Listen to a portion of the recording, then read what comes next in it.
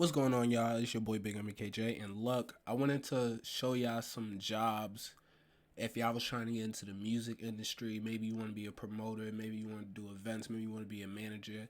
I really want to introduce you into this real interesting job I heard in an interview.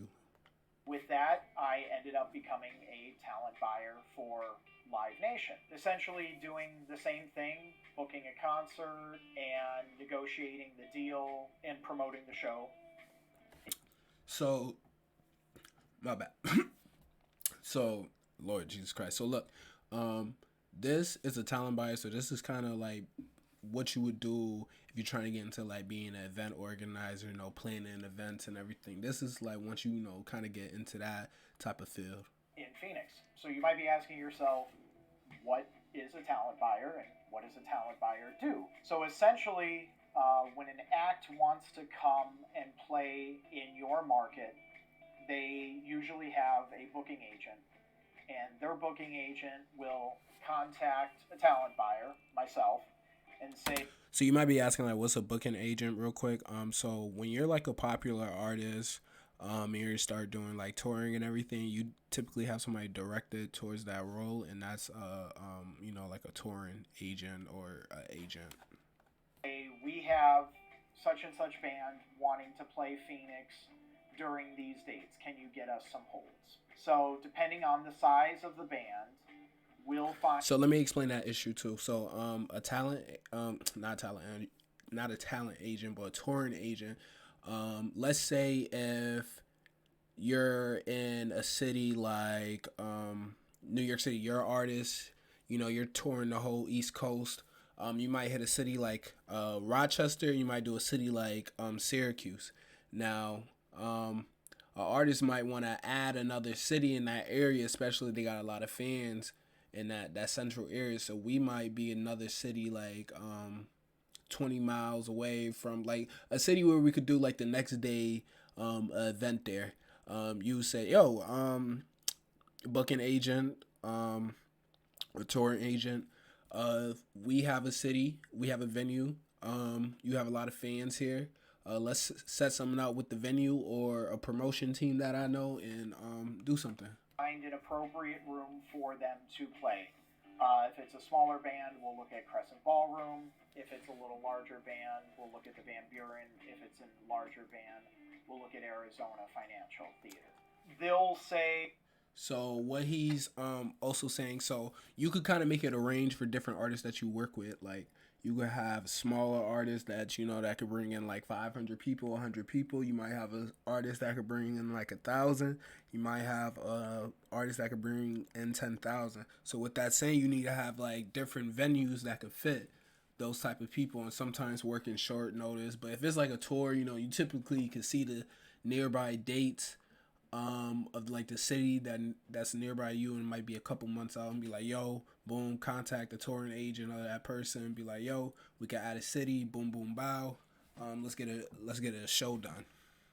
hey, the band's looking to come February 1st through the 5th. So we will contact the venue, we'll place some holds, we'll send those holds back to the agent, and then at that point they'll ask for a mutually agreeable offer. They'll usually set some parameters. They'll say we're looking for tickets around $30 to $40. We need $500 for support. We need $1,000 for catering. So let me break some of that down real quick. So certain artists, they're gonna know like typically what their price range goes for, or their fans know for a fact like what their typical range is. And again, that's why I tell artists it's all about like how you brand yourself. If you got a lot of younger fans, you can only do 1,000 plus venue, I mean like a couple hundred venues, and uh only charge like $10, $15 because a kid that's 16, 17 can only afford so much of a ticket, versus if you got a lot of older people that could pay $30 to $45, especially if you have a huge fan base. And they'll kind of. And also too, he was talking like kind of like other incentives that they need. So like, okay, we have a touring group or we have a team. If it's a smaller artist, it's like pizza, wing, a Casamigo bottle. If it's like a big touring, you know, you gotta have like proper catering, you gotta have proper backstage, whatever, accommodations, and all that good stuff. Kind of give you some parameters, and then from there, you have to determine how many people you think that band is worth in your market, and at that point, offer a fair guarantee to the agent and the artist. So he's pretty much just saying like you have to kind of figure out like, okay, how much are they selling in your area? Like how much are people like really listening to out in that area? And that's a hard task to do. And that's just constantly like being in the scene, having like a certain niche that you're working in. You would just like kind of have like an ear for like what the streets are listening for. Other like you know, you also play in that A&R role, but just because they're selling out in Atlanta doesn't mean they're gonna sell out in your city. So you know that's what he's really saying. Like figure out what's like your market and everything. Um, and yeah, I'm tired, y'all. That's why y'all hear me yawning and all this other shit. So I'll come up with a guarantee, but I'ma still give y'all the game. and say I think that this band can do 1,000 tickets in the market, will hold the Van Buren, and I'll offer the band what I think is appropriate, 1,000 times the ticket price, and usually offer them around 60% of that. The other 40% is used to cover your expenses, your rent, your security, your catering, your advertising, your sound and light tech, your runner. So he's pretty much explaining like how you would like break down the deal.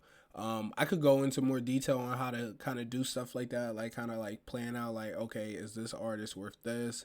How to go into a deep dive of how to figure out if your artist is popping that you want to bring out in your city. If you guys want to deep dive in that, you know, please like, comment, subscribe. Let me know. That's the type of engagement, you know, I see that let me know, yeah, I like this type of content. So yeah, it's all about what you guys like. etc.